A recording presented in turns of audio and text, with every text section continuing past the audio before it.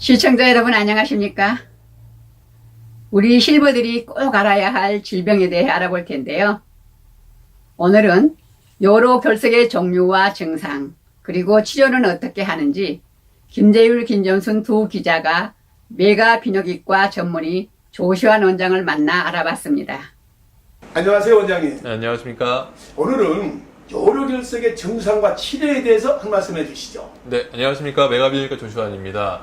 오늘은 요로결석에 대해서 알아보려고 합니다. 요로라고 하는 거는 이제 우리 소변을 만들어내는 콩팥, 나가는 이제 관인 요관, 그리고 이제 저장하는 방광, 그다음에 이제 나가는 요도까지 이 모든 거를 요로계라고 합니다. 요런데 콩팥이나 요관이나 방광에 돌이 생기는 경우를 요로결석이라고 저희가 말씀을 드리고 있습니다. 결석이 생기는 원인 자체는 쉽게 말하면 소금물을 밖에 말려서 소금이 결정이 생기는 것과 같이 노폐물의 액체로 나와야 되는데 농도가 지쳐서 고체로 되는 경우에 결석이 생기게 되는데요. 콩팥에 돌이 있을 때는 결석이 작은 경우에는 문제를 일으키지 않습니다. 하지만 이 돌이 내려가다가 관을 막아서 꽉 막히는 경우 갑자기 엄청난 통증과 함께 구역질과 찌르는 듯한 아기를 낳는 것보다 더 아프다고 말씀하시는 그 정도의 통증을 유발하는 경우가 흔하게 됩니다. 예. 혹시 이건 예방하는 법도 있습니까?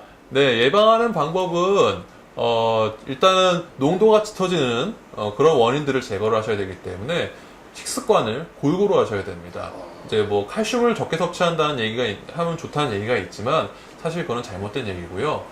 칼슘도 적당히 섭취를 해야 되고 가장 중요한 것은 물을 많이 드시는 겁니다. 하루에 수분 섭취를 2리터 이상 섭취했을 경우에 결석의 확률은 훨씬 떨어지게 될 거고요. 마지막으로 저희가 요즘에는 영양제를 많이 드시는 분들이 많습니다. 그래서 영양제를 과당 복용했을 경우에 결석이 또 많이 생기는 경우가 많습니다. 원장님 한 가지 여쭤볼게요. 예.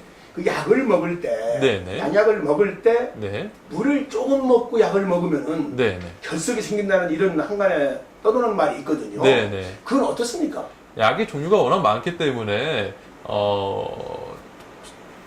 확실히 말씀드리긴 어렵지만 보통 약과 우리가 보통 병원에서 처방하는 양약과 네.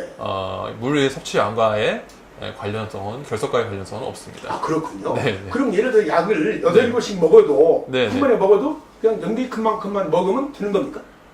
이건 그 식도나 예. 위에 자극을 주지 않기 위해서 충분한 양의 물을 드시면서 약을 드시는 걸 권해드리고 있습니다. 아, 예, 알겠습니다. 그러면은 네네. 이거 치료하는 방법 네네. 좀 말씀해 주시죠. 예. 옛날에 요로결석이 있었을 경우에는 치료를 수술적인 방법으로만 가능했습니다. 하지만 최근에는 최 충격파 세흡술이라고 해서 밖에서 화살을 쏴서 한 점에다 모아서 돌을 깨는 시술인 최 충격파 세흡술을 통해서 돌을 깰 수 있는 간단하게 깰 수 있는 방법이 개발됐는데요. 누워 계시면 한 30분에서 40분 정도 충격파가 나와서 돌을 깨는 간단한 시술이 되어 있고 바로 일상생활이 가능한 장점이 있습니다만 한 번에 100% 깨지지 않는 단점 또한 있고 위치에 따라서 불가능한 경우도 있겠습니다. 아, 그렇군요. 네. 그 외에는 이제 내시경을 통해서 요도를 통해서 거꾸로 내시경을 통해서 수술을 쉽게 말하면 마취를 하고 수술하는 방법이 있겠고요. 그 외에는 더 큰 수술을 해서 배를 열고 들어가서 하는 수술도 있겠습니다. 아, 예, 그렇군요. 네. 아유, 감사합니다, 원장님. 예, 감사합니다. 여러분, 조시환 원장의 말을 들어보니 어떻습니까? 요로 결석은 통증이 정말 심하다고 하는군요. 실버들은 건강이 제일입니다. 이상으로 실버넷 뉴스를 마칩니다. 시청해주신 여러분 고맙습니다.